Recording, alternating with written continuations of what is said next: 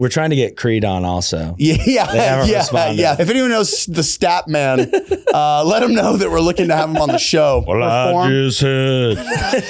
Maybe we'll have him perform at the next year's conference summit. next year. Yeah. I think we can make that. Yeah, that guy likes to work out. Yeah, for sure. Yeah, dude.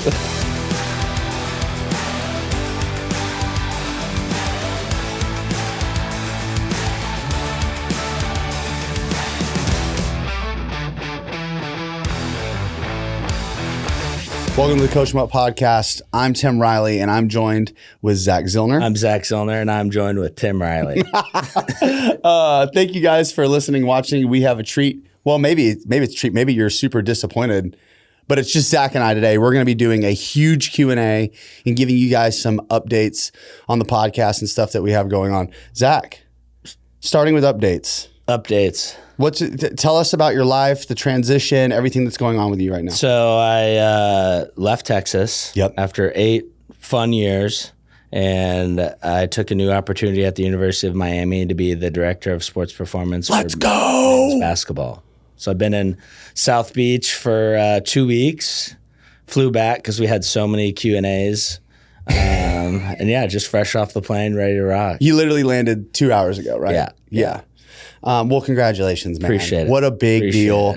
And I see Miami men's basketball has already got a little motion. I saw y'all got a 5-star. You know, I'm an unbelievable recruiter. Yeah. They got the right man for the job. For sure. Yeah, hell yeah. Sure. How long before you're wearing button downs and like 6 gold rings and gold rope chains and you're hanging out with Rick Ross? I'm getting targeted right now.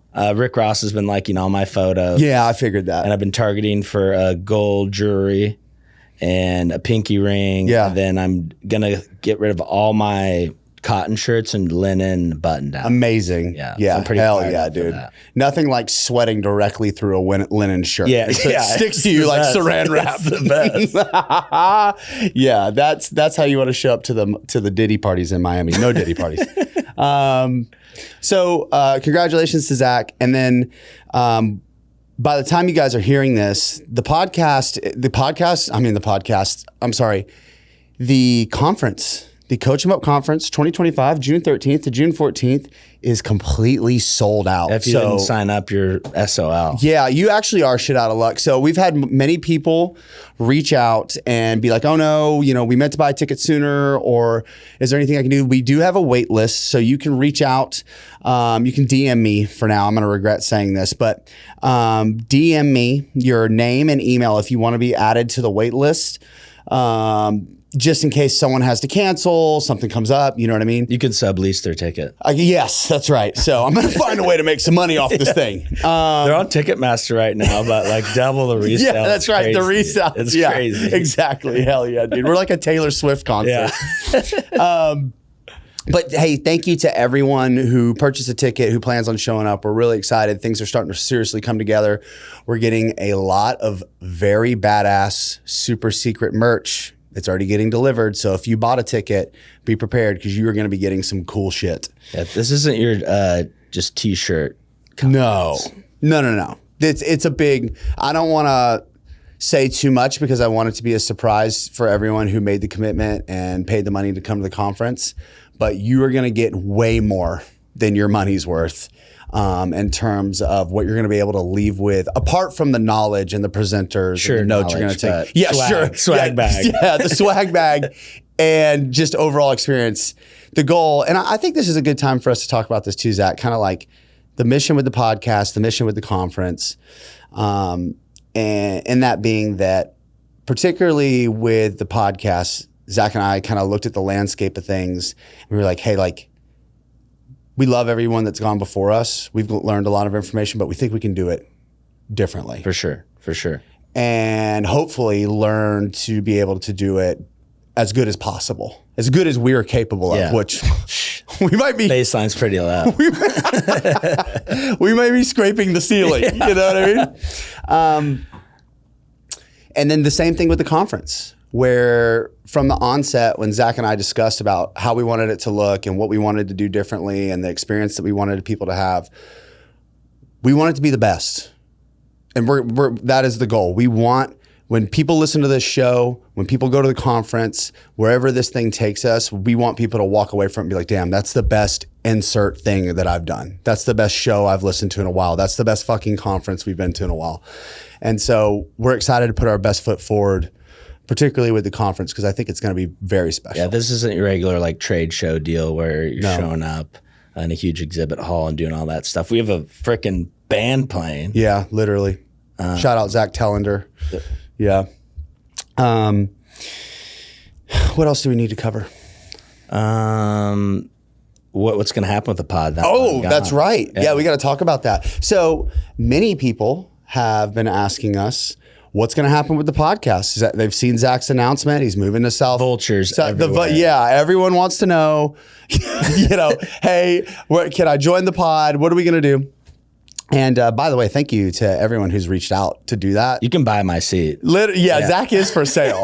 Okay, listen, I mean, look, the guy just went to Miami. Yeah, I need the extra cash. He does. That condo is going to be expensive, folks. But seriously, everyone who reached out and asked to be a part of the show, we really appreciate it because it means that you guys love the show and want to see it going. However, the good news is that nothing's going to change. Zach has a real job. Unlike me, I work in the private sector. I get to make my own schedule.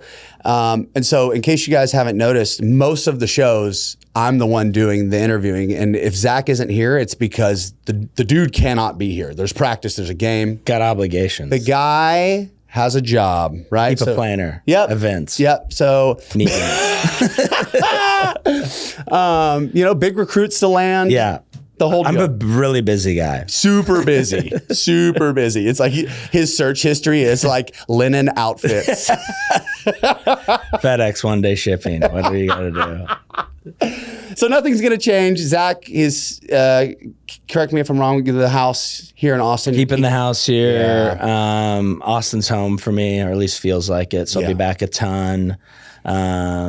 And then we're thinking about maybe doing some remote shows in Miami where we use our Southwest points and fly Tim down and do a South Florida weekend. If there's nothing that gives me a sunburn quite like the South Florida sun. Less than 5 minutes outside and I am deep purple burnt. So if anyone knows anyone good in Miami or South Florida area that we can have on the show, we'd like to test it out. Yes, that's right. So now that we've got sort of some housekeeping stuff in order, I want to say we put up a Q&A for this episode. Holy shit. This is by far the best job you guys, the viewer, the listener, have done asking questions. There are so many good questions today. And I think it's probably going to take up the majority of the time. So without further ado, we should get into it, yeah? Which would you like to go first? Would you like to be asked first? Yeah, you asked me. I want to feel wanted. All right. Okay, let's go with. Oh man. Oh God. It's like, which one do I want to ask? Oh, here we go. Okay. Since on the topic of Miami, your basketball coaching career, director of sports performance, men's Miami basketball. Just want to clarify that title. Cam Johnson 9 asks, for basketball athletes, how do you manage plyo volume off season, preseason, in season? It's a big question. Ooh. Yeah, I think the biggest thing is to get them prepared during the summer to handle those type of high loads in practice. So you have to know, like, first of all, like how your team practices, how they want to do things. So if you're a team that is in and out quick, like the emphasis on plyos, like you probably don't need to prepare them as much just because practice isn't going to be as crazy. Mm-hmm. Most college teams, though, the density of practice is pretty through the roof. So I think during summer is the time to like build them up crazy plyo-wise. And then I keep it in all year. I think What's your philosophy with that? Why do you feel like that you're able to do that? I think the more I've done this and kind of realized like lifting isn't everything, and you get an unbelievable stimulus from sprinting, jumping, plyos, all that kind of stuff. So I don't think you should take it out in season. Obviously you need to be smart with like the load, but if you look at it like, let's say on like the high side, one day we did 5x5 box jumps. whatever, plyo of your choice. Like that's 25 jumps. Yeah. Like guys get 25 jumps in layup line. So like if the reason why they suck is because of that, you did a horrible job of preparing them in the summer. So I think there's no better stimulus than sprinting and jumping. And we keep it through in season. Like we're sprinting, jumping, plyoing all the time. But I think you just need to be smarter about what you're doing, like what kind of plyos. Like if we have a game the next day, probably a bunch of depth drops probably isn't the move. Bad call. Correct. But like things where it's like concentric only or the landing isn't quite as severe, like that's probably a smarter thing. Just like lifting, like you're not going to max out day before a game. But yeah, I think you keep that stuff in there all year round. Yeah. Especially the guys that don't play, like they need those exposures all the time because they're not in as much in practice. Can you talk about that too? Games. Like what it would look like for guys who are, like, okay, we've got 7, 8 guys who are going to play. Yeah. Right. And then you've got the rest of the roster. Are you thinking like maybe I do keep that intensity up in season for those guys who are sitting on the bench so they can continue to develop and then maybe back off on the guys who are actually going to be getting court time? Yeah, I think where we kind of screw up is like men's and women's basketball are very different how practice works. So men's basketball, the top 5 go against the bottom 5 because you have no practice players. On the women's side, you get practice players. So top 5 play against men's practice players.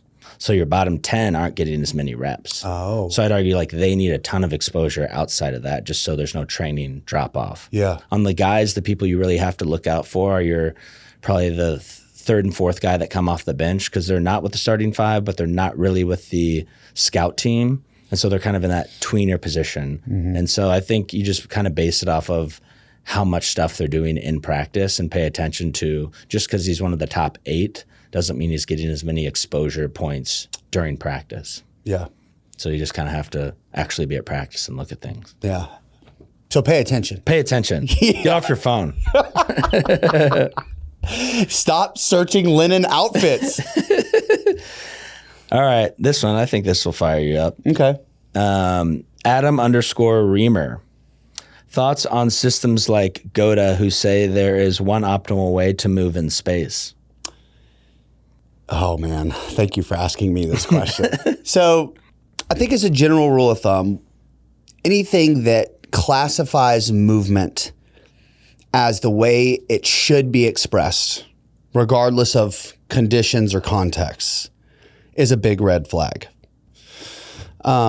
And we've seen this not only from, GOATA, but other movement systems and philosophies. Ultimately, I'm trying to do this without just completely bashing. Yeah. Let's see. And just like being, entirely, without being a total asshole. In fact, you know what? So here's the deal. My thing with GOATA too is like anytime that you see an athlete get injured and then you have a movement system or page who uses that as an opportunity to roll back video, show them getting injured, and then tell you as the consumer trainer coach that if they had only been moving the way that you say you're supposed to move, it wouldn't have happened. I think you're a fucking scumbag. Yeah. That's it. Yeah. And like your opinions, anyone's opinions on the way movement should or shouldn't be, again, to double down, like there are very few things that I look at from a movement perspective. And when I say to myself, like, yeah, if people are able to access this, it's probably better. With movement systems like that, it's like everything else is bad, only this is the way. Mm-hmm. So, scummy marketing where you're, capitalizing on someone else's downfall. Yeah, and you're capitalizing on the insecurities of other trainers and coaches where you're saying like, if you don't do this, if you don't do X, Y, and Z, you're ill prepared as a coach. If you don't do this X, Y, Z, you're more than likely going to get injured as an athlete. So the whole thing is based off of, this sort of like white knight, fear-based selling tactic. And I think just as a general rule of thumb, again, like anyone who claims that they have the movement solution that everyone should fall under all the time, no matter what, whether that's, what's the one with the guy, Naughty, mm-hmm. What's his thing called? Do you remember? No, I'm not as up to Functional patterns. functional pattern. Yeah. Functional patterns, whether it's GOATA or any iteration of those movement cults. I'm out. You know? I think there's a way to go about it. Like, I get it, you're selling a product, but you shouldn't be capitalizing on an injury. Because, like, how many things go into an injury? Yeah. Like, you don't know all the stuff leading up to it before it, and it's probably not a thing where, like, oh, they wouldn't have torn that if they would have just done a if only they've been loading the bow. Yeah, you know what I mean? Yeah. It's like, what the fuck are we talking about? Yeah, dude? you have no idea what they did in practice, previous injury history, whatever was going on. My favorite is seeing clips of them like trying to justify and explain. You know what's funny though too? Anytime someone who does demonstrate their movement, you know, and it's always like a still of like one time where it appears they're like adhering to these made up principles to this made up test that they completely fabricated. If that person gets hurt, you never see that on the website. No, that was a fluke deal. That's fucking interesting. Yeah. Yeah, real interesting. So anyway, thanks for getting me fired up about that. I really had to. That was a real difficult effort for me to keep that. I'm just even to that I didn't point. get that question. Yeah. Good Lord. How to become a great strength coach and where did you learn? And this is from Mike.Wong00. Whoa. Thank you, Mike. Let's see. How to become a great strength coach. I'm still working on it. Yeah. I think the biggest thing is to find, I've said this before, like find great mentors, like people that have been doing it a long time. And I'm not saying like you and I are bad, but like we've only been doing this like 10 to 15 years. Like find someone who's been training at elite level, winning programs, speaks at a bunch of stuff, who's been doing it for like 20 years, who's survived the everything, like been fired, hired, whatever. Like latch onto those people and then be a chameleon. So like figure out what they do really well and observe and then mimic that. Like I think that was my strong suit, like younger, like being around Hootie and some of the other coaches there is like I would see how they would lead a session or deal with like an athlete who was either like compliant or non-compliant and then just like take notes on everything. Like stuff you did good, bad, what they did in the session, and then ask a million really well thought out questions and then get reps. Like too many people give coaching advice on stuff and they coach 6 people a day or 1 team a day. Yeah. Like that's not going to make you better. So like, for instance, I always discourage people like interning for me because you get a group of 15 athletes for 1 hour a day and I'm coaching the majority of them. So you're getting like not very many reps. Yeah. You know, you get an hour of reps a day. Like go somewhere where you can be working with every single team from 6 a.m. to 6 p.m. and really get a feel for if you like it or don't like it. And then don't be afraid like to ask questions. Like you should be quote unquote dumb. Like you haven't been doing it very long. You've only been doing it like 2 or 3 years. Like you shouldn't be as good as these top coaches. But I think it's like, well, I'm afraid of looking stupid. It's like you are fucking stupid, dude. You are dumb. You're an idiot. Yeah. That's okay. And then I think being open to other training styles that aren't just what you were around. I think when I was younger, I knew one way to train people and I thought everything else was stupid. Yep. And then now we talk about this all the time. Looking at you, GOATA. Things I thought were like stupid, like when I was younger, like you would have never catch me using like a machine or do like isolation work or anything like that. Now that's like the majority of what I do now, just because it's different context. And then I think the biggest thing is when you hear somebody talk or get advice from somebody, look through the lens that they see through. So if you ask me questions, I'm going to bias probably Power 4 basketball training. Right. If they talk to you, you're probably going to bias NFL combine, college football players, high school football 100%. Players. So like, I don't necessarily think my opinion would be as well received if you needed help with a tennis program than a guy who actually coaches tennis athletes. So I always look through that lens of what that person coaches. Yeah. God, that's great advice, dude. Nailed it. Ooh. I'm just going to butcher these. Peretzi Performance. Thoughts on athletes not doing Olympic lifts? More beneficial to do or more damaging not to do? Yeah. This is something when I was younger, I think I would have a different stance than I do now. Yeah, my stance now is I have a personal bias where it's like I love cleans, I love power cleans. Yeah. They're fun. I like them. I've talked about this before on the vibe on the podcast before. I do hang cleans in a lot of my football off-season programs, not because I think they're super special or super potent or that they offer a unique stimulus. Which, by the way, I think the argument can be made for all of those things. But I do them because they're fucking sweet. I do them because a lot of the guys like to do them. And it's a fun, interactive, very engaging lift. So like that's part one of my answer.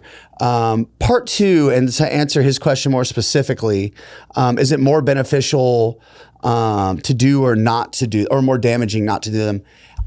I just don't look at it that way at this point in my career, where it's like, when it pertains to Olympic lifts, if guys can do them and they want to do them, cool, we're gonna do them. Yeah. If they cannot do them or won't do them, also totally fine. This is operating under the assumption, this question too, that having these in or out of a program is so important that it's going to make a tangible difference to the ability to perform as an athlete, run faster, jump higher, farther, stronger, more powerful, more explosive. And I just think that if your only lens of looking at that is like, if we do or don't do Olympic lifts, you're really closed-minded. Yeah. There are a lot of ways to get stronger, faster, more explosive. Do they offer a unique stimulus? I believe so. For sure. Is it imperative to have that in a program to get the most out of your athletes? I don't believe that to be true. I agree. I kind of was thinking about this the other day because I'm going to a new school where like we're getting new guys probably every 9 months to 2 years. Yep. And so I'm like, do I want to teach the Olympic lifts? Because at my previous thing, I was there for 8 years. So like the most I'd have to teach is maybe 2 kids how to clean. Yep. It wasn't that big of a deal. So it's like I have a new group of 15 guys. Like some may or may not have done it. How quickly are they going to pick up on it? So I think a good rule of thumb, if you want to put it in your programs, is to start out with like clean complexes and stuff like that. And after a couple weeks, you can see like, okay, majority of the people are picking it up, or hey, no one's really picking it up. Vibes are not we'll just high. we'll just lean into the trap bar variations or the jumping or med balls or whatever. And so I think it's one of those things, like if you really want to put it in there, like put it in there as like a part of your warm up, like a barbell warm up clean complex or whatever. And then you can make the decision in your professional opinion of, okay, these guys are picking it up or they hate it and let's just not even bother with it. Yes. So I think that you touched on something very important that's totally underrated when it comes to all exercise selection. Odds are there isn't one exercise that's so important that if the vibe and the energy in the room goes to zero when it's time to do that, use your coaching acumen, be a little bit flexible. Like you can probably find another exercise that's very similar that's going to get adaptations that you're looking for that doesn't have to be like that thing. Correct.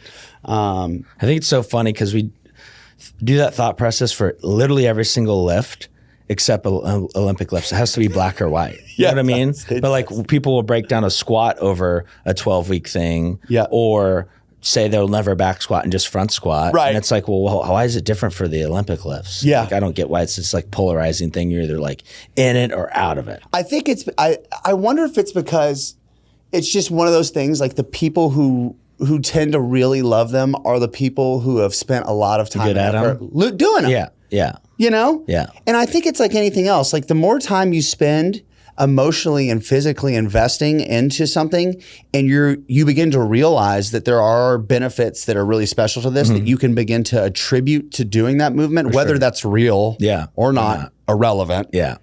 You're going to see the importance of that thing. For sure. And I don't think there's anything inherently wrong with that either. No. You know? No. I mean, if you find what works for your group and how your coaching style, and then you just roll. So anyway, Perette's performance. Thank you. To put a bow on that, beneficial or not more beneficial, I just think that's it's not the right question. It's about context here. So hopefully that was helpful.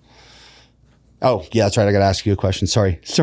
All right. This is from Coach Levant. What is it like developing your own training system, and do you need to adjust it often? Ooh, yeah. I think I adjust my training program every month. Yep. Like, I don't have a summer program, preseason program, off-season program. Like, I have kind of a list of principles I go with, and then from there you develop your program. So I think a lot of people screw up when they program. They think of like exercise selection, but you should really go over like principles and qualities you're trying to develop. God, thank you. So that is, And then from there you pick your exercises. But whenever I get questions of like exercises or percentages, especially with things, it's like, what are the qualities you're trying to enhance during this session? yeah. And then you work backwards from there. And so like, let's say, we're trying to get rate of force development. There's a lot of different exercises you can go to do that. And then you pick the best one that suits your audience for that time of the year. And you just work backwards from there. So like, what are the qualities you're trying to get, and work backwards? So I'm going to do you a follow-up question. Okay. You're getting 2 questions back to back because what you just said is going to answer the question of another guest from Simon __ Boyven. Boyven. What's your favorite way to train rate of force development? Do you have a favorite? I don't really have a favorite. I think Give us a list of some of your go-tos then. I like Olympic lifts. Yep. I like heavy barbell movements. I like jumping off of things. I like sprinting things. Yep. I like plyometrics. Yeah. I like training. Yeah. Like, I think those all influence. So what you're saying, it all trains It all. And then from there you pick what you like, and then you do it.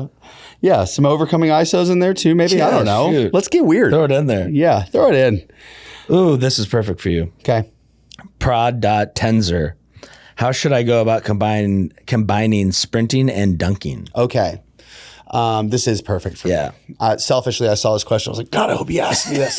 So when it comes to sprinting and dunking, what you have to understand is, and I'll speak from my experience. Let me back up. So here's been my experience with my athletes is that sprinting is really potent. Jumps and sprint performance, both, are highly dependent on fatigue. Okay. Say it again, Tim. It's your sprinting and jumping performance is directly correlated to how much fatigue you've accumulated in the recent history, right? So if your goal is to be the fastest sprinter you can possibly be, and you're sprinting often, and you're also trying to dunk, it's not going to take very long. Your jumping, leaping, dunking ability is going to hit a wall. You're going to be jumping sometimes 3 to 5 inches lower, depending on how often you're sprinting. Yeah. On the other hand, dunk training in and of itself and jump training, you're going to be subjected to fluctuations, but not as much as if sprinting isn't in the picture. Okay, so you're still going to have fatigue. Fatigue greatly impacts your ability for any form of neural output, high neural output exercise like dunking or sprinting. You can have fluctuations in your dunk training if you're not sprinting, just from riding the wave of stimulus and recovery in regular training. That being said, if you're trying to do both at the same time, the way that I like to prioritize it is you're going to get your max velocity sprints on one day, all your accessory jumping done. You're going to rest 3 to 4 days. It's a potent stimulus. Yeah, it's potent, man. So when you talk about sprinting on that day, what's the volume, distance, that kind of stuff? So all of that's going to be relative to where you're at, Okay. right? So like if I'm taking someone who hasn't been sprinting and they were like, hey, I want to get faster and I want to get better at dunking, we're probably going to start with 15-yard accels, 15 to 20-yard accels. And then their max velocity, air quotes, max velocity work might be like, a 15-yard fly into, a 15-yard build into a 10-yard fly, or a 20-yard build into a maybe, and that depends on how active they've been up to that point. If they've been doing these things and they've been accumulating, particularly with the sprinting, and certainly you can overdo it with the jump contacts too with dunking, right? But generally speaking, like if you're starting from nowhere, you want to keep your contacts low and your sprint volume low and generally increase that over time. And you're going to discover like where you fall and like how many contacts you can accumulate and how much sprinting you can do before you really start. Everybody's different. Yeah. And then I know right now it's kind of popular to say that deloads aren't necessary and that interference effect isn't real, and those things to a certain extent may be true, and it's definitely not true, but maybe less important in untrained populations. Yeah. But anytime you start getting athletes who are near their genetic ceiling or their outputs are actually getting to a place where the nervous system is like, I'm sorry, if your approach jump is 23 inches and you run a 5.4 40, you're fine. You're probably going to be okay. Yeah. Yeah. You're not going to be dunking for a while. It's no different either. than in lifting. Like if you've never bench pressed and you're throwing up 95 pounds, Yes. like probably we're fine. You can just need to bench every other day, dude. Yeah, you're bench good. every other day. Yeah, yeah. You're going to be all right. Yeah, but if you're benching 600 pounds, it's probably a different thing. It's going to be a while. Yeah. Yeah. So yeah, as you get better, your outputs get higher, the more fatiguing it is to the system, and regular deloads, controlling your contacts, controlling your total yardage or meters, however you measure your sprint distances, and then rest is your best friend. So counterintuitive, maybe societally and culturally speaking, and if you're someone who wakes up and watches David Goggins videos to get out of bed, like it's going to be hard for you for sprinting and jumping. Yeah.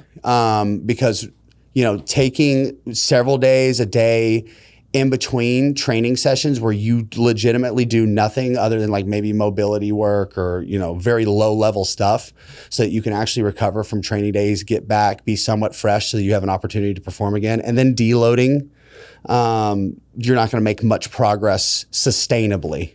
So beginners, more frequency, intermediate, less, and then your advanced guys probably once a week. I mean, yeah, if the goal is to try and improve both these qualities simultaneously, it's tough.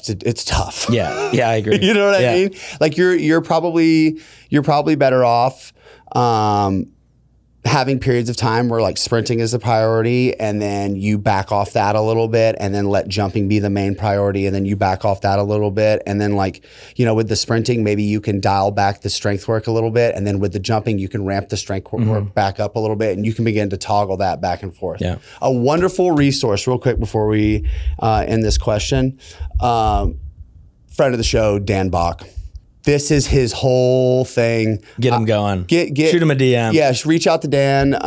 He has online training programs that are phenomenal. I've done them. A lot of his principles, I've used with my athletes as well. So I think it was great. Yeah. Oh, dude, this is great. All right. I am Coach Dolo asks, in the Steroid Olympics, what event would you want to see most? What event would you want to see the most? It's tough because aren't the regular Olympics? They're just the regular. But aren't the regular Olympics the steroid Olympics? No, so no steroids in the regular Olympics, right? You're so right. yeah, so I forgot. Yeah. So I'm gonna Google it right now. The actual name of the Steroid Olympics, because it is a thing. Enhanced Games. Oh, the Enhanced Games. Yeah. The Enhanced Games. What event would you be most excited to see? Probably like wrestling or something. Oh, like just two fuck. juiced out Yeah, dudes dude, I didn't going even after think it. about Pause. that. Yeah. Hell yeah, dude. Is that yours too? Yeah, totally. I would have to say decathlon. Yeah. Decathlon would be the thing. Because I would be interested to see across the spectrum of sort of like athletic ability, how much, running a bunch of tests and DECA and Winstrol or probably whatever. get pretty fast. It would probably be pretty fast. Probably throw that fucking Olympics javelin in the pretty far. 80s, Yeah, dude. Yeah. So Back in the good old days. Yeah. Didn't we have the Enhanced Games already at a certain point? That was my original thought. But let's see. This is from the lacrosse performance coach. Okay. Biggest considerations for athletes with no off season when programming. They play year round. So this is this lacrosse, like their season virtually lacrosse, never ends. basketball, I assume. Yep.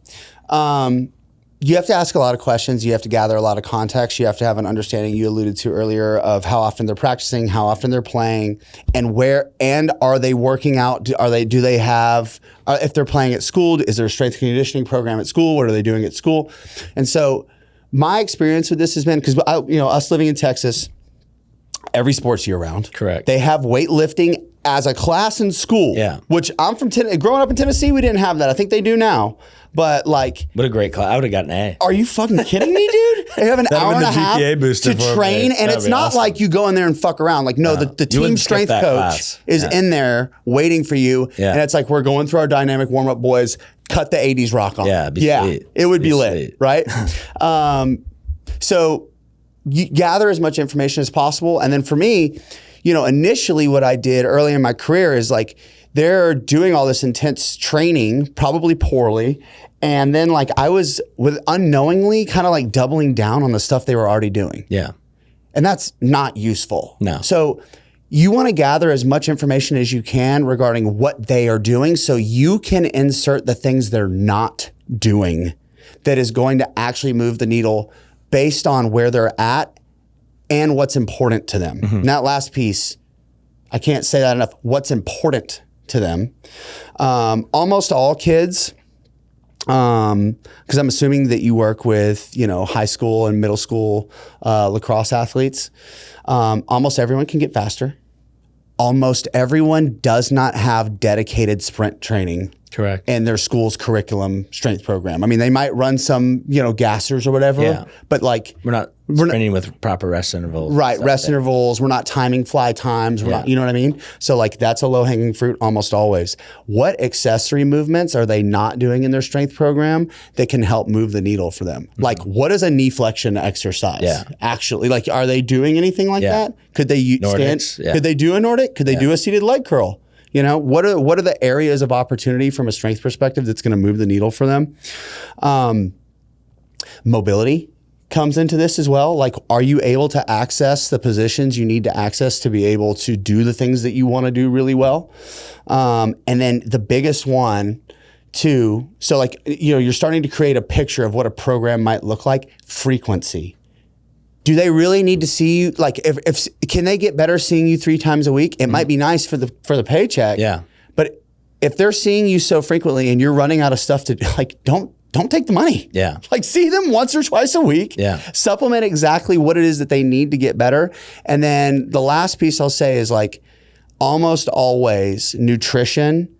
Because the parents would be like, oh, he eats so much. He eats so, and then I ask him like, how often do you eat? He's like, I eat like twice a day. Yeah. I'm like, tight. That's not enough. Particularly for a lacrosse athlete or a basketball athlete, where they're running just a shit ton nonstop. Yeah. So in that way, you can start to build out a plan and a program that actually suits the needs of the athlete, without just actually making things worse, dude. Yeah. I think the big thing is like, if you're going to periodize their week, like if they're going to come in the weight room, like front load their week. So like if let's say they play Saturday, they have Sunday off, and then Monday should be like a rebuild, rejuvenation type day, and then you can hit your strength work on like Tuesday or Wednesday, or Tuesday and Wednesday. They're like strength or power and speed, and then you're taking Thursday for practice, Friday for practice, go playing. Play. Yep. And it can be that. So like front load your week, and then as things get closer to the game, it should be mimicking game speed, quicker movements, lower volume, lower intensity. Zach, what's the best training app on the planet? It has to be Train Heroic. Gone are the days of sending the old crusty PDF. Now we have a sleek new app. It's easy to use. There's videos with descriptions. You get to track and log your weight, your reps. There's a community chat function. You can submit videos. You can get feedback. How about the leaderboard, Tim? I started using Train Heroic first as an athlete and someone who wanted to learn. Now I use it as a coach. Athletes and other coaches can go and be a part of my training community and get results. Whether you're an athlete, coach, or just like to train, use the link in our description to find out how you can train on the best app in the world. And join us on Train Heroic today. The Coach 'em Up podcast is sponsored by Squat Wedgies. Tim, what are squat wedgies? Squat wedgies are an adjustable squat wedge, 7, 13, and 20 degrees. It's big enough to elevate your whole foot and not just your heel. Because it's rubber, it doesn't slide on surfaces. It's 22 pounds, so it's durable and stable enough for even your biggest athletes. There's a 90-day risk-free trial. The shipping is free, and get 15% off squat wedgies with our discount code CoachEmUp15. Coach 'em Up 15 for 15% off of the best squat wedge on the planet. Zach, this is from Alex Legault 95. Will aerobic conditioning take away from my speed, power, and strength training and make me slower? I think it would probably help you.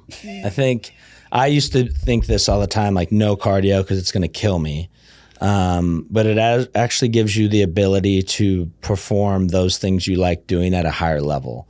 And I think where people screw it up, just like they screw up everything else, it's like the volume and intensity of their cardio. So they're probably doing their cardio at a way too high intensity for way too long, or it's new. And what do you want to do when you start out something new? You want to go, at least for me, it's like balls to the wall. Yep. And so cardio doesn't mean for your aerobic fitness, you need to go, 90-minute sessions. Yeah. Like start out with 20 minutes easy a couple times a week, and you can gradually build that up to 25, 30, more days per week, whatever. But I would argue since I started training my heart, all my other things have gotten better because your ability to recover in between those sprint bouts or your heavy lifting session is like way better. We've all been in the position where we haven't done cardio, and how long does it take you to recover from like a 20? Like far too long. Yes. You know what I mean? But if you just boost that up, like health drives performance. Yep. So I think it all depends on like intensity and then duration with it. And then what modality are you doing with that? So like walking or low level cycling is a lot different than going for a jog. Right. I'd argue most people when they go for jogs, like I learned this during marathon training, like your heart rate's way too high for your easy run. And if you are a normal person and you're running like 8.5-minute miles for your aerobic fitness, it's way too high for you. Like your heart rate's probably at 165, 170. Because I was the same guy. I was like, I can't go slower. And then my buddies who run really fast marathons, their easy runs are at like almost 10 minutes. Yeah. And so it's like excruciating. Yeah, exactly. It's so excruciatingly like, get your ass slow. on a bike, listen to the podcast. Literally cut the podcast on, motherfucker. You have at least an hour left of this podcast itself. Cardio starts now. And this will keep your heart rate low because it's not very exciting. It's so boring. It's the driest shit ever. Real quick, I just want to say that Coach Tim Tomoe just says, I love Creed. When I put the questions up, I put Creed as the song. I have another Creed question. Here we go, more Creed. Robbie Rabe. Creed on Friday mornings. What are your ways you guys continue to learn and grow? So, thank you, Robbie, for the question. And we're trying to get Creed on also. Yeah. If anyone knows Scott Chris, Stapp. if anyone knows the Stapp man, let him know that we're looking to have him on the show. Maybe that's who we'll have perform. Maybe we'll have him perform at the next year's conference summit. Next year. Yeah. I think we can make that. Yeah, that guy likes to work out. Yeah, for sure. Yeah, dude. So. Learn and grow. Yeah. The way that look, I'm a learn by doing guy, and it's my preference. I can lock in if, I have crippling ADHD, in case you guys haven't been able to figure that out by this point. When I hyper focus on something, I can consume a lot of content and really go like super deep, and it'd be really helpful. But I have to be like really in love with something. My preferred method is kind of what I get to do with this podcast, man. Yeah. Like, the past 3 weeks, we've had Quentin Willie, David Gray, and Ben Simons on the show, Ben the Bounce. And I've spent a week with each of them, training with them, hanging out with them, picking their brain, learning new things. And I learned a new adductor exercise from Quentin Willie that is absolutely fucking nasty. I'm going to be doing it on a regular. You know what I mean? Yeah. And these are people who are in different circumstances, who have different backgrounds, who look at things just a little bit differently from me, but they're all able to get great results.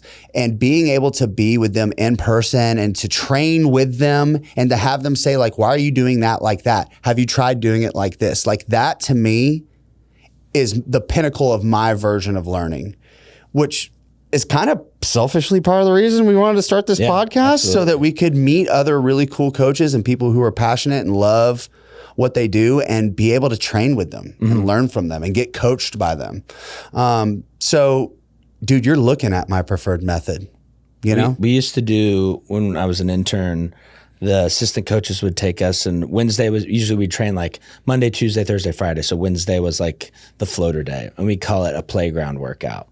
And so basically a playground workout is something you've seen, read about, wanting to play with, and you explain that to the group, and they go over like, let's say we're doing ISOs. It's like, okay, I learned about split squat ISO. Here's what it is. Let's do it. And then let's try to think of other variations with it so we can mess with the stance, the implement, the duration, the whatever you want to do, and play around with it. And usually that kind of gets the think tank going. But like, you can even do this on your own, like stuff you see, especially now with YouTube or you listen to podcasts, like see what David Gray put out. Look at one of his posts, try it, and then set a watch where you have an hour to tweak with it of like, okay, I could change foot position or the implement I'm using or the duration. And that'll kind of get your wheels moving on why he's having you do a certain thing. Yeah. You just got to do it. Like you can't read your whole life. Like reading's great. You need to do that. But like you have to do it at some point. 100%. Like you need to do. Do. Yeah. Do stuff. Actually do it. Abigail.crow wants to know, Zach, what has been the biggest game changer for social media growth besides consistency for you? So that's a given. Consistency. Yeah. You can't. Given is the basement, the floor. I think is you got to find something you enjoy doing. So like there's a bunch of different ways to deliver content. And Corey and I would talk about this all the time. Schlesinger, shout out to Corey. It's his birthday today. Wow. Shout out Corey. Happy birthday, dude. This will be a month late. You did it. Yeah, you made it, brother.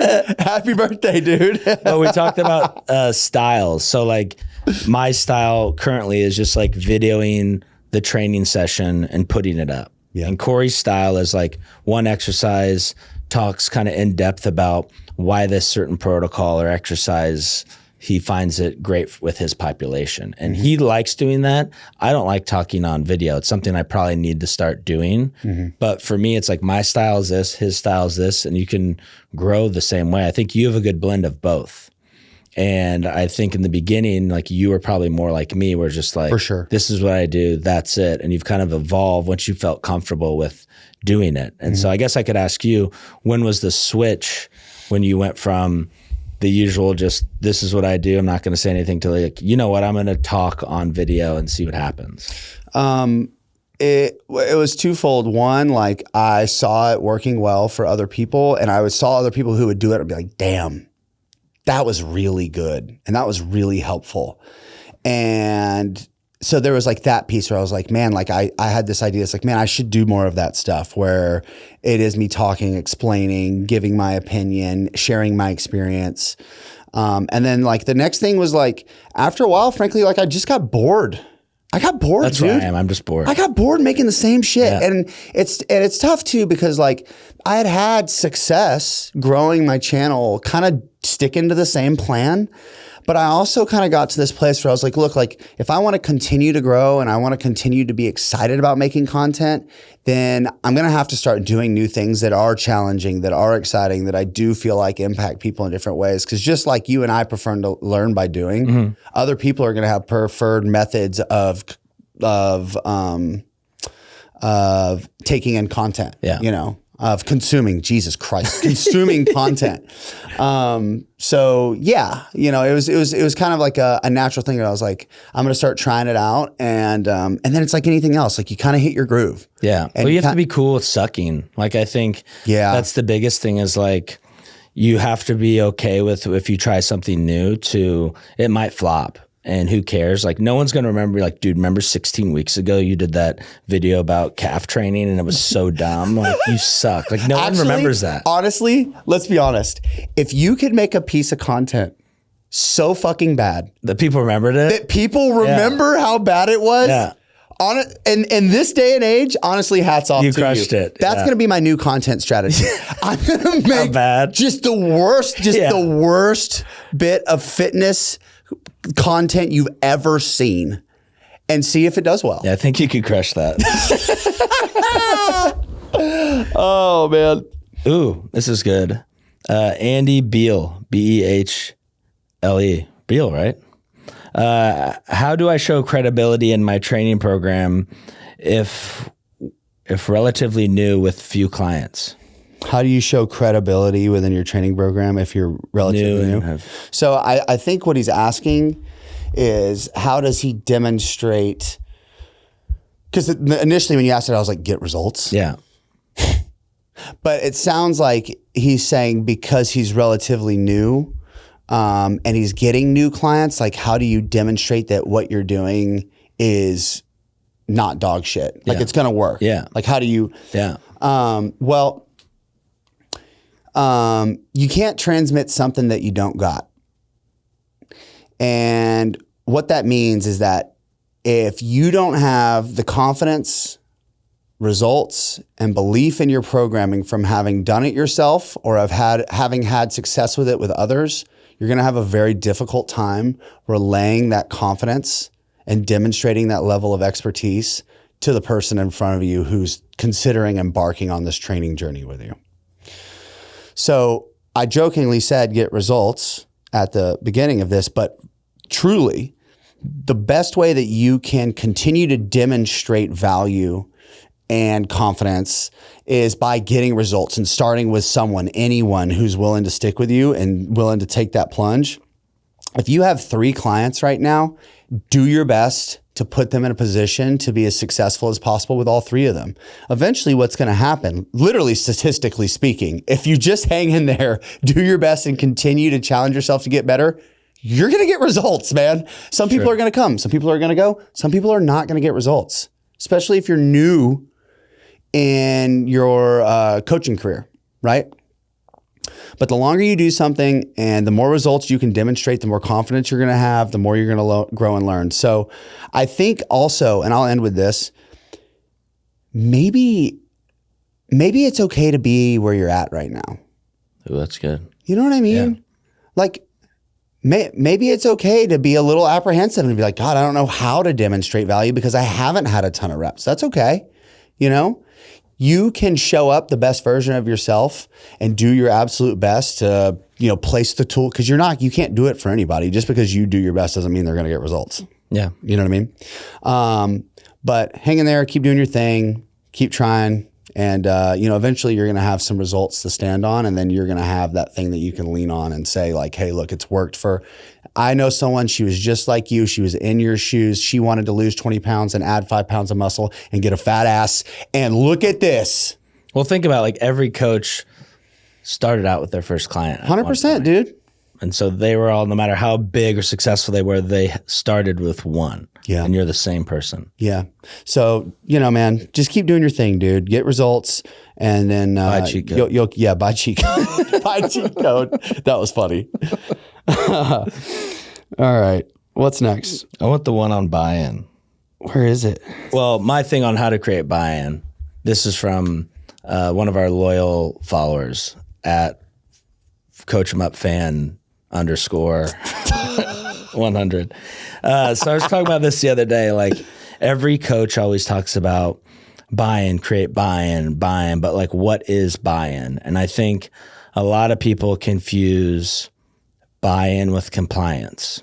And so especially in the college sector, like let's say we train Monday, Tuesday, Thursday, Friday. All their athletes come in, do what they're supposed to do, yada, yada, yada. That's called compliance. Like you have to show up to the session. You have to do the exercises prescribed. I think when you have buy-in is when athletes come in when they're not required to come in. So it's no longer compliance at that point. You find value in what the coach is doing, so you come in outside of your required time. Yeah. And I think the only way to establish that is to get results, and you need to empower them with the knowledge that you know what the hell you're doing, and that when they come to you, they get better. Yeah. Like, I think that's how you create buy-in. It's just time over time. Like, why do your NFL guys come back every summer? Because I'm honest and I do a really good fucking job. I think the biggest thing you talked about was being honest. Yeah, man. So what do you think that looks like for you? I don't think I know. When you're someone who people go to for questions in any space, and this can be referring back to the question that our new trainer friend just asked. Like, you can be brand new, but to somebody, you're an expert, right? Yeah. I'll have athletes come up and ask me like, hey, like, I want to do X, Y, and Z during this off season. Can I do that? Or I want to implement X, Y, Z. What do you think about that? And trust me, there are many occasions where it's a lot easier to just co-sign whatever bullshit they're talking about or tell people what they want to hear to, to keep a relationship going or to just make somebody happy. I have never found that to be an effective way to build a relationship or trust long term. I mean, it's just not. It's just short-sighted. Fuck, it's short-sighted. Yeah. Right? And it's selfish. Yeah. Is what it is. That's what I was trying to say. Yeah. It's selfish. So when I talk about being honest, like giving an honest opinion, answering questions honestly. If you don't know the answer to something, I get questions sometimes. Athletes be like, hey man, what do you think about this and this? Or can this get me better? I'll say, I don't know. I'll look into it. But I'll find someone who I think does, So yeah, I think early on, like, I did this when I first started training, dude. Someone would ask me a question and I would just give them an explanation. And then I would review it later and be like, wait a minute, do I actually believe that? Yeah. Do you understand the concept? Like, do I mean what I said? Or was I just saying that because I was thinking it just to be saying it? Because they were looking to me for an answer. Yeah. I think it's okay to not have an answer. Dude, it's so refreshing when I ask someone something and instead they could have just fucking totally spun some bullshit and they're like, dude, I don't fucking know. Yeah. I'll say that. Yeah. I said, dude, I don't fucking know. Yeah. But I'll find out. Yeah. So yeah, being honest, being authentic, like having a library and experience of results. I think for me too, like we've talked about this on the podcast a lot, like I train with the guys sometimes. Selfishly, I do it just because I like because it's fun for me. Yeah. But like when I can look at someone and they don't want to do an exercise or they're not pumped up about it, and I can say like, look, motherfucker, I do this. I know exactly what you're feeling. Yeah. I hate Nordics too. Let's do it. I know. Same, brother. Same. Spoko Sizimonik Nice. says, no question, favorite SC profile on IG. So I guess he's just talking about me, gassing me up. Thanks, dude. Gas man. Hey, Albin_3 says, still waiting on the episode with Paul J. Fabritz. Paul, you're on notice, brother. You're on notice. He's on notice hard. He's on notice hard. He's probably sweating. Mr. Fabritz. Please come down here. Please come on the show. We'd be honored. Yeah. Come help us. Come help our show out. We need all the help we can get. We will, God willing, have Mr. Paul Fabritz on the show. Here it says, somebody clip this and send it to him. And just send the message. They're basically pleading to have you on the show. We'll bring Creed. Yeah, we'll bring Creed. We'll bring Stapp. You bring Paul. Okay. On your hand, Markin says, what's your thought about stable and unstable surface balance training? I think it's a tool. Like Yeah. with anything, like some of the stuff we do just because I think the athlete likes it and it makes sense of like, you're on an unstable surface, we're balancing, it's going to help my ankle stability or whatever. Whether you want to believe that's true or not, is it going to hurt them if you take 30 seconds out of your day and do it? No. Yep. And so why not just add it in as some variety? I think with a lot of this stuff, it's like, especially with your warm-ups or accessory work, like that's time where you can throw stuff in that athlete can see whether it's correct or not. Are they going to get that much better or worse by doing something like that. And obviously within reason, you don't need to be balancing on like some crazy thing that can get hurt. But like the slack blocks and stuff like that, like I think it's a great way to like slow athletes down, get them paying attention where their bodies are in space. And whether you think that has a direct correlation or not, like whatever, like throw it in there. Yeah. Yeah. Can I tell a story? Yeah. So this literally came up with an athlete. I'm training a basketball player. His name is Askia Booker. He plays in China currently, and the dude is a fucking baller. He's the strongest basketball player I've ever worked with. Unbelievable. Pros are nuts, regardless if they're in the NBA or Dude, EuroLeague or whatever. Like the guy's a insane. freak. Insane. He's a freak of nature. But he asked me, he said, you know what the one thing we don't do enough of in this program? I said, what? He said, stability training. And I was like, and I didn't have a chance to respond. He was like, now, I'm curious to know why that is and why we don't do that. And so kind of talking back to what we just talked about, I told him the truth. Yeah. I said, look, man, like when it comes to the time I have with you relative to what I think is going to move the needle based off of the physical qualities you want to improve, it's not a priority. Yeah. You know what I mean? I don't know that having you stand on an AirX pad and go around the clock with your opposite foot forward and back is going to actually, or have you do kettlebell swings side to side, is going to actually move the needle for you in your performance. I don't feel confident with that, so I'm not going to put it, so I don't put it in there. Yeah. And he said, that makes sense. And then I said, to your point, however, if that's something you want to do that you feel like is important to you and you want to mix in more of that stuff, we can do it, but we have to prioritize those other things if you want to get X, Y, Z. And he was like, bet. Yeah. The conversation was over. End of conversation. Well, it makes sense. I think when I was younger, I would like shoot it down and be like, that's stupid. We'd balance on one leg all the time with weights and you do plyos and blah, blah. But like, once again, on an off day, you show up early to a session. Hey, let's do the clock thing where we do on the AirX pad. It's not going to hurt you. It's not going to take away from the sessions. Like, throw it in there. You like it. It makes you feel like you're more engaged. You feel like it's working. Placebo's real, boys. Placebo's real. Awesome. Ooh. This is from Honor Hamahan Handermarkanen. I think that's how you say it. This has been really popular recently. I wonder why. What's your thought about Zurcher squat for athlete, general population, etc.? Why are the Zurcher squats so popular now? Because they're novel. Zurcher squats been around forever. Yeah, but it's one of those things. It's like it's been around forever. People in S&C know about it, like like OGs. Yeah. But like most people have never seen someone do a Zurcher squat. Yeah. Looks cool. It looks cool. Yeah. It is fucking cool. Yeah. Let's just call a spade a spade. Yeah. Zurcher squats are freaking cool. sweet, Yeah. right? They're fucking badass, right? Yeah. They're hard to do. They hurt to do if you're not used to doing them. Zurcher squats are a really great way to squat, particularly if like someone doesn't want to load their spine. It kind of forces you to be in an upright position. You get a pretty it can bully you forward and you can have a totally hideous squat. For sure. You can be a total hinge if you allow it to, right? But thoughts on it? What's the exact question? Thought about squat for Zurcher squat for athletes, general population. They're all right. Yeah. Whatever. Yeah. I tend to prefer like squat variations like heel elevated, front squat, hack squat. I think it's after like what are you chasing that day? Yeah, for sure. So if you want like a very deloaded lower body movement, like you're not going to be able to Zurcher squat as much as you back squat. Yeah. So like I think that would be a great option for that. To add some variety. Someone who's like can figure out goblet squat but isn't quite ready for the front squat for whatever reason. Like sure. Or you've been training a guy for 10 years and you want to add a new wrinkle into the program. I think it's a great way to like kind of deload your legs for a squat, but you're still going to get a crazy spinal stimulus for sure. They're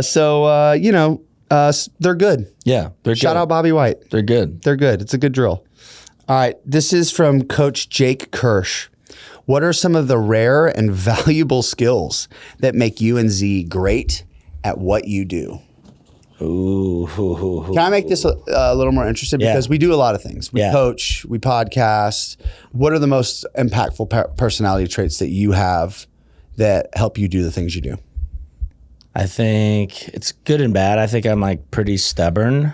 And the fact of like, if whatever I'm doing, I want to be the best at it. Yep. And whoever I'm going against, like I'm confident that I can outwork you, whether that means like coaching hours, reading hours, whatever. Like I'm confident that if I want to do something, like I can outlast you. And I think especially this kind of career, like it grinds on you. Yeah. And like I get, we're not digging ditches all day and everything, but like coaching's a emotional roller coaster all day, every day. And so I think just being persistent, and then I think probably my best skills, like how to read a room as far as like knowing when you need to have a voice and when you don't need to have a voice, and when you need to give feedback and don't need to give feedback. Like I think having good feel. Yeah.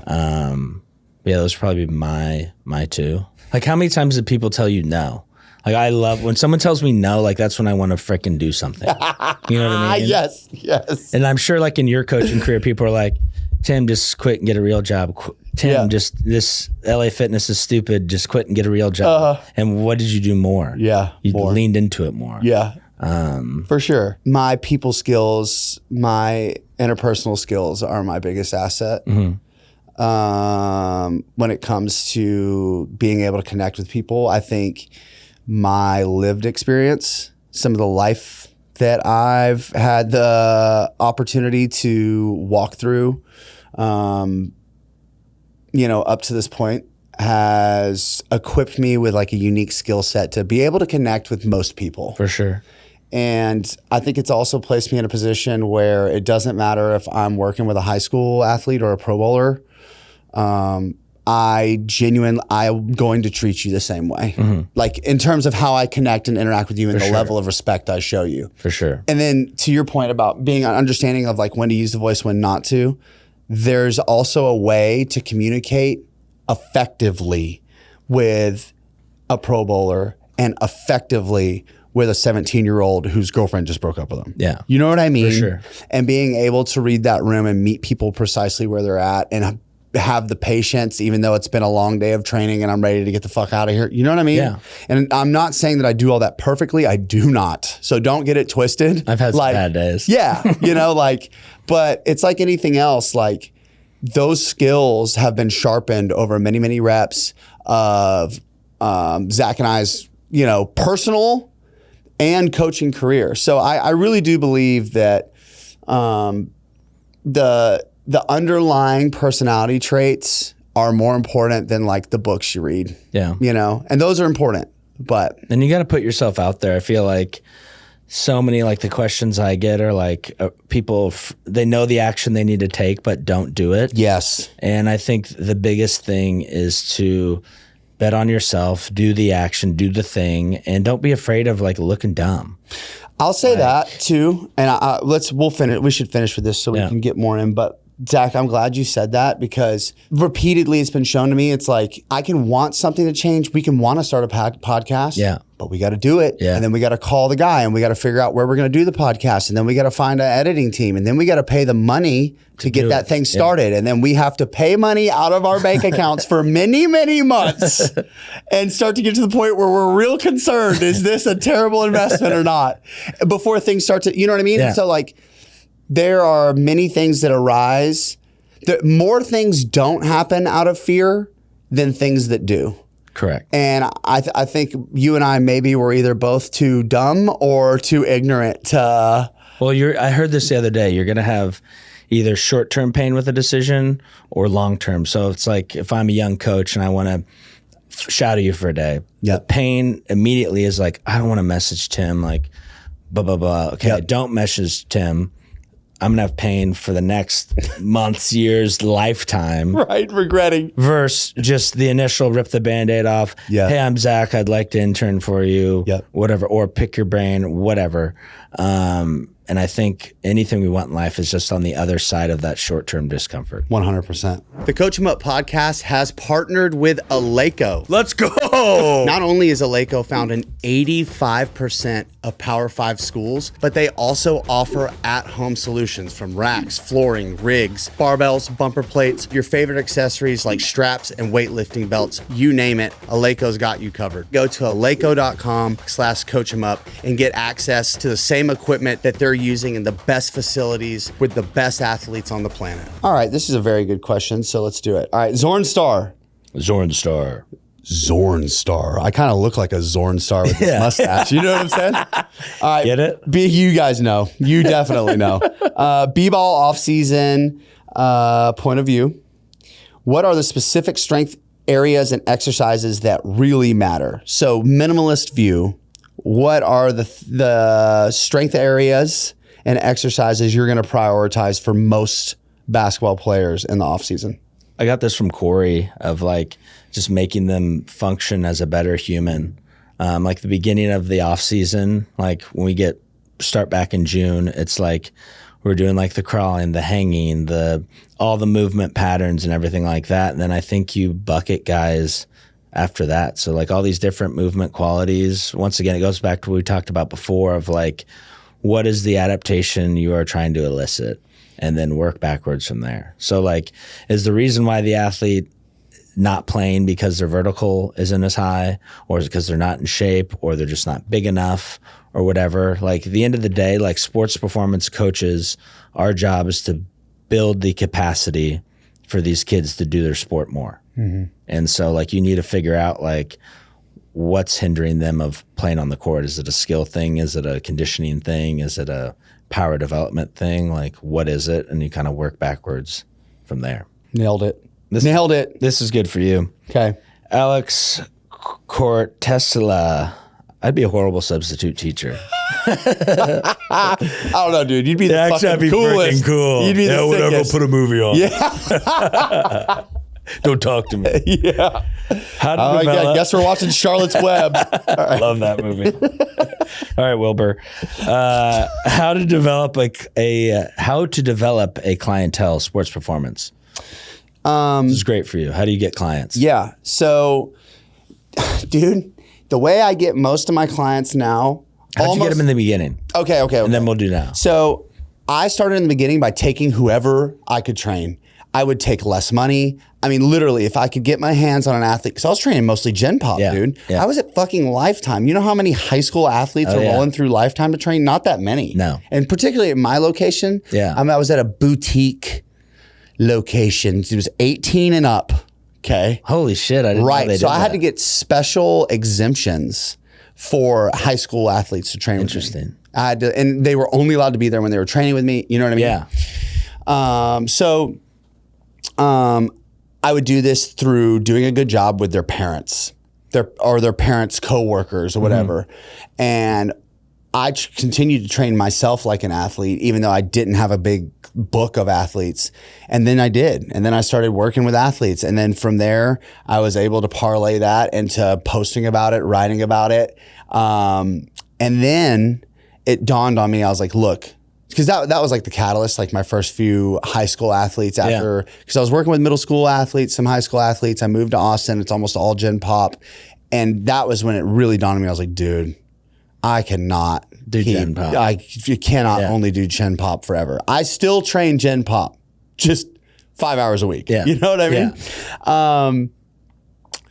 And then it was like, oh, I have to put myself in a position to be training athletes all the time, or I'm not going to get better. Mm-hmm. And it has to be better than, standing on this floor for 10 hours a day.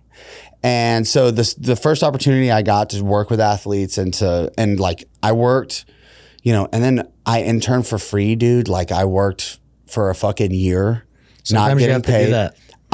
I did whatever it took. And trust me, it's like, it was hard, dude. Paying now, 100% paying later. And so because I was willing to make that sacrifice early on, train athletes for free, train them at a cost way lower than I felt like I was worth, just to get them into groups. Like I was scratching and clawing and coming up with any way I possibly could to secure the bag, baby. And I don't mean the actual financial bag. I mean getting reps at training athletes and doing the best job I possibly could. Well, I think what you said was, people always say like make the big time where you're at. And you did a good job of like, just because you were training Gen Pop at the moment, you knew you needed stuff later. And so it's like, if you did a crappy job and resentful the whole time training these parents or coworkers or whatnot, they're not going to want you to train their kid. No. You know? And so that door closes. So I think. And I made it clear that like, that's where my passions lied. Yeah. And then what ended up happening is like this gym was particularly, there was a huge triathlon and marathon community there because it had a lake. Right. And so I started working with all these endurance athletes who were adults who I never would have had the opportunity to work with had I not been, you know, putting it out there. So, yeah, man, like in the beginning, intern, work at a gym where they're working with athletes, put yourself in positions to work with athletes, and then demonstrate that you can do a good job. Continue to try and build your business out. And there's really like, I wish there was like some secret, you know, formula that I could tell you that would like expedite your journey. But like, that is the secret formula, is most people aren't going to make it. Training and coaching is a war of attrition, dude. If you can hang in there long enough before the guy down the street decides to get a real estate license, you're going to be fine.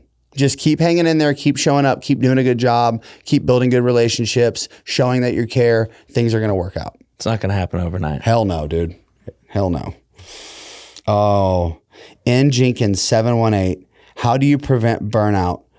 What away from coaching makes you a better coach? Ooh. Damn.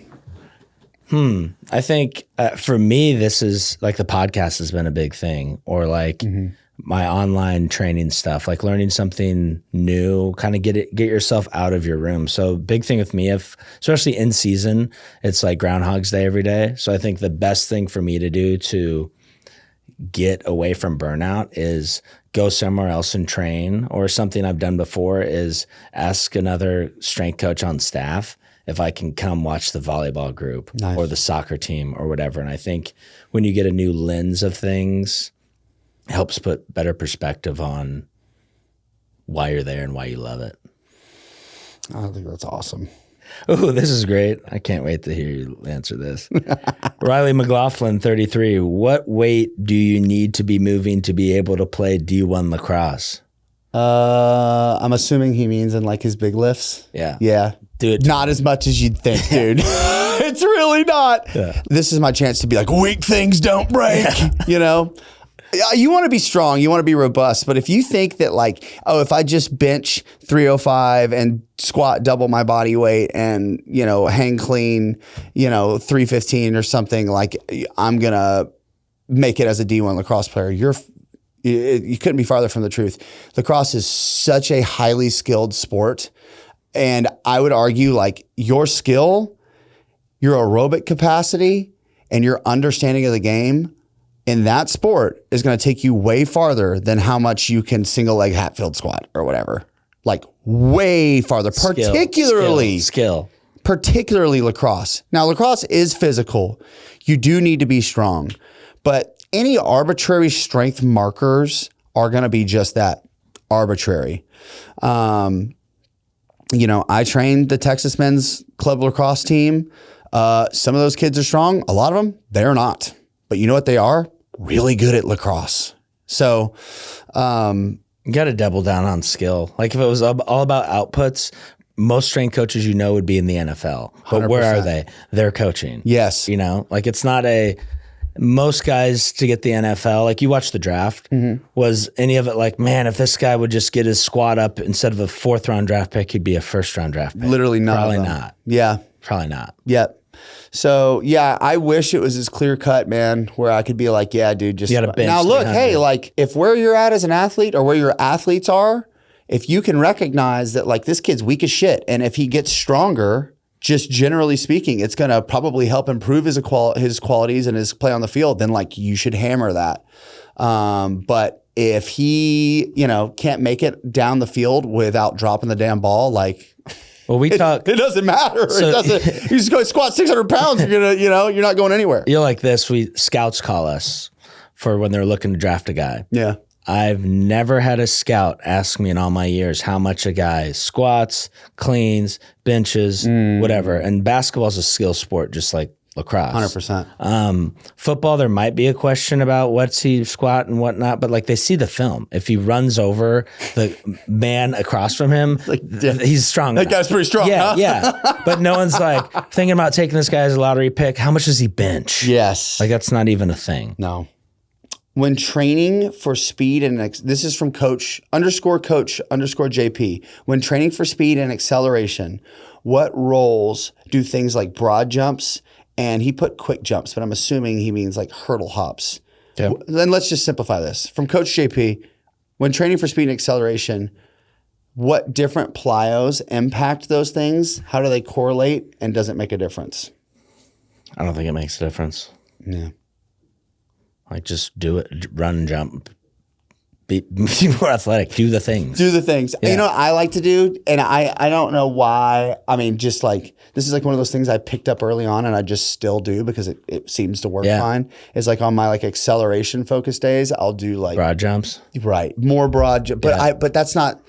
But because it's like I think like the idea is like because the stimulus, Linear, there's longer ground contact times, and you want. That's good thought process. I think so, right? Yeah. But then also too, it's like, well, but I shouldn't do quicker contact times on this day because it's like, well, that doesn't make sense. No. How am I going to get better? Yeah. If I'm only doing hops or, hurdle hops or drop jumps once a week. Yeah. You know what I mean? Yeah. Fuck that. Yeah. So I actually, you know what I mean? Yeah. I've come around where it's like, no, I do both, but I just find a way to manage the volume and like what makes sense Play on around the day. with it. Do it. Yeah. Do it. Play around with it. So final thoughts on that. Just do the jumps. Do the jumps. Find out what volumes work for you. See if you're getting better. Measure them. Yeah. Yeah. I think that's good. This one is by Coach Kevin Cano. What are the top people you'd like to get on the pod that you have not had on yet? Okay. Top people. Well, Paul, you've been put on notice, Paul. Paul Fabritz. Who else have I not been able to get on that I'm going to say his last name wrong, but Coach Sehun. He's a combat. Oh yeah, the guy from Australia. Yes. He's awesome. He's awesome. Yeah, I've messaged with him and he's like cool ass. He's dude. so cool. Yeah. Yeah. So I would love. We're gonna do a GoFundMe to send the boys to Australia if you guys are down. So there are a lot of people overseas and in the UK that I really want to have on the pod that, listen, we love our pod. It's great. Not many people are willing to spend the money to fly over here, and the boys, we haven't hit it that big yet. No. Okay, all right. One more year of you guys supporting us, liking and subscribing, and then maybe we'll be able to fly. Ticket. We'll be able to fly people over from Australia. You know what I mean? So Max Schmarzo. Oh yeah, Max would be great. Matt Van Dyke would be someone I'd like to have on the show. Who else comes to mind off the top of my head? I think it would be cool to I want to have more as we get into this second year, which is crazy. By the way, this podcast has only been going for a year and a month. It would be cool to have the Gary V's. Oh yeah. Chris Williamson. Yeah. Just big podcasters, people who have been able to make, a huge impact, not just strength and conditioning. Yeah, but because of branding and their business acumen and their leadership abilities and stuff like that. Because there's so much of that goes into coaching as well. What about you? Anyone coming to your mind? I second that. I think that, and then some people who aren't strength and conditioning, people kind of in the same space, but not X's and O's of strength and conditioning, but how they built their business or leadership stuff. Be cool to get Ryan Holiday. He's in Austin. Yeah, we'll see. If you guys know anybody, send them our way. Yeah, 100%. By the way, too, to that point, if there are people that you'd like to see on the pod, shoot us a DM, dude. Yeah, especially if you know them. Yeah. That'd be helpful. But I've talked about this a lot. My guest selection strategy is just I slide in the DMs, dude. I'm sliding in. I stay sliding. We're about to get Kelly Matthews on this thing. Yeah, hell yeah. We're gonna. Yeah, hell yeah. You think we have time for one more? Yeah, I got a great one for you. I'm going to do 2 in a row. Okay. This is from Tom_J_Walsh. Okay.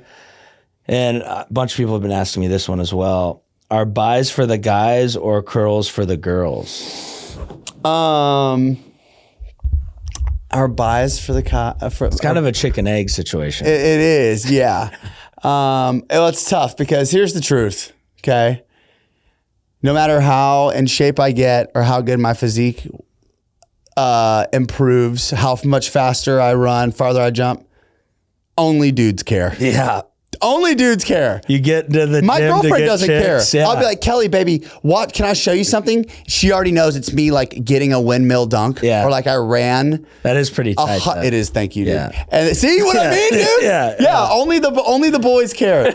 Women do not, in my experience, they're like, wow. Like I show Kelly and I'm like, I can tell she's sitting there and it feels the same way it must feel. Like my daughter's showing me this piece of art and she's like, look at this, Daddy, watch this. And I look at it, I'm like, what the fuck is that? It's got to be the same contemporary. thing. Yeah. You know, Kelly's just like, she's like, wow, that was really good, it's honey. a big boy. Yeah, you're so strong, huh? And I'm like, yeah, I am strong. Thank you. I can jump high. Yeah. So, it's all for the boys. Yeah. Let's be honest. Yeah. Yeah. You get into lifting to get chicks and all you get are guys being like, dude, you're that getting was jacked. sick. Look at the girth on your arms, dude. Feels great either way. It does. It does feel good. I don't care who the validation's from. Yeah, dude. anybody, I just need validation, please. All right, man. We're out of time. That was a hell of a Q&A. Yeah, it's our longest Q&A. For sure. We crushed it. Guys, we probably only do at this rate like 2 to 3 Q&As a year. So let us know how you liked it. Give us some feedback. If there's anything you would like to have done differently, we're open all ears. And if you've made it this far, subscribe. There's 2 types of people on this planet Earth. There are subscribers and there are non-subscribers. Don't be a non-subscriber. That's weak. Don't do it. Don't do that. Just come on. You're better. You're better than that. Subscribe. Real quick, let's give a shout out to some sponsors so we do segments. So shout out Train Heroic. I use Train Heroic. I use Train Heroic. You can too. Go to the link in the description in the show notes and join us.